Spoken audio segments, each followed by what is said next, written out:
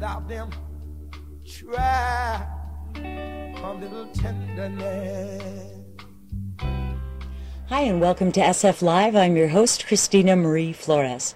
Tonight we're going to be speaking with the Executive Director of Caduceus Outreach Services, Mary Kate Connor. Welcome, Mary Kate. Thank you so much. Very good. Could you tell us a little bit about what Caduceus Outreach Services do? Well, we do so many things that it's hard to encapsulate, but the primary vision and role that we have, and we believe we play well, is to be a depth healing organization for homeless people that have psychiatric and other disabilities.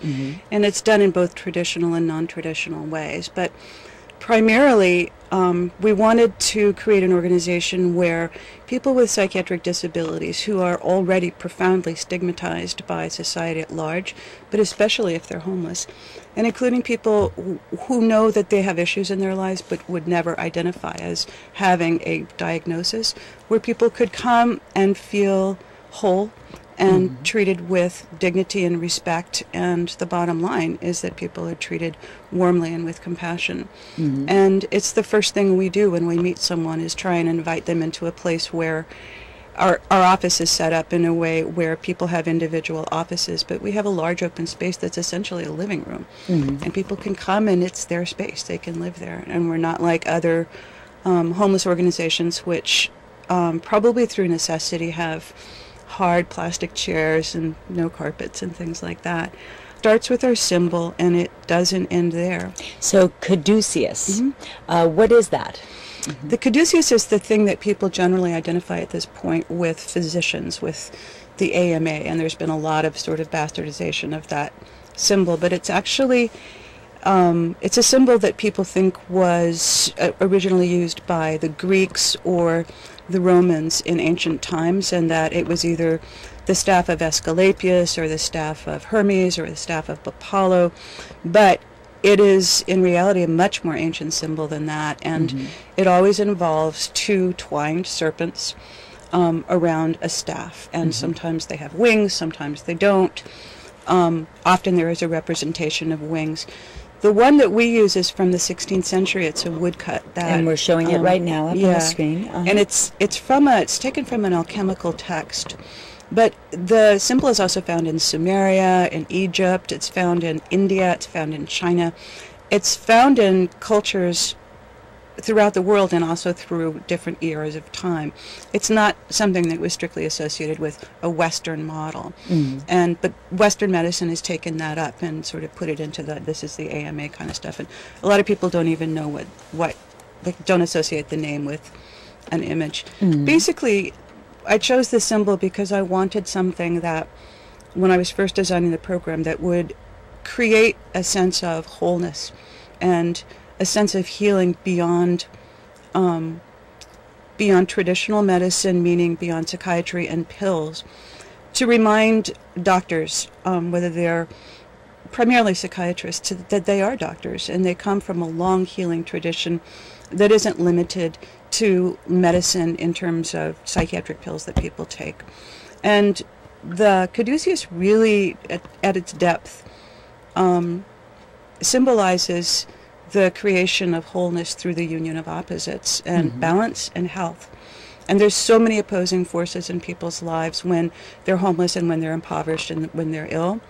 And how can the housed world interact with the homeless world in a way that makes it healing for both? That's what we're doing. And that's a very almost, philosophical statement. We do very hardcore services with people that are very hard to reach. So let's start by just discussing a little bit about homelessness. I think what the most exposure that people get to homeless people are ones that are begging for money, sitting on the side, or sleeping in a sleeping bag on the streets of San Francisco. What is the biggest misconception that people have about the homeless?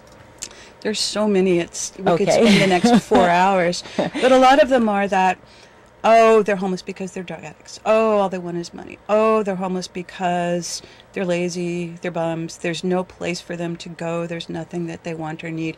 If I offered them, it goes on and on and on and on. And different people have different, conceptions about that in terms of city governments, not just San Francisco, but city governments nationwide, say that all homeless people come from other places. And so people look at homeless people and say, oh, they're only here for the fabulous services. They should just go back to Butte, Montana, where they came from. Everybody in Butte is saying, oh, those people are all from San Francisco. Okay. And that's been true since there have been the phenomena of mass homelessness. The reason, and this is not oversimplifying it, but the reason that people are homeless is because they are not housed. It's as simple as that.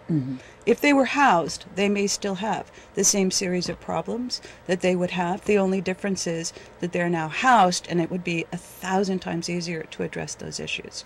It's really simple, and there's a lot of information I could put out. I'll save this about the level of the housing crisis in this country when it started and when mass homelessness started. And the facts are pretty indisputable. The level of decline in federal affordable housing dollars and the increase of homelessness are just right there. There's anybody who spent years and decades, talking about policy, talking about solutions, talking about reasons, cannot help but look at that data. So that's the bottom line. And housing in San Francisco and all across the country at this point is not affordable for people who are poor.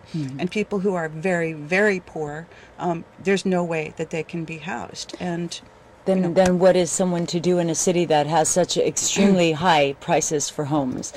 For people who don't have a place to live, then do they ever have hope ever to gaining access back into an apartment? Or, absolutely. I think that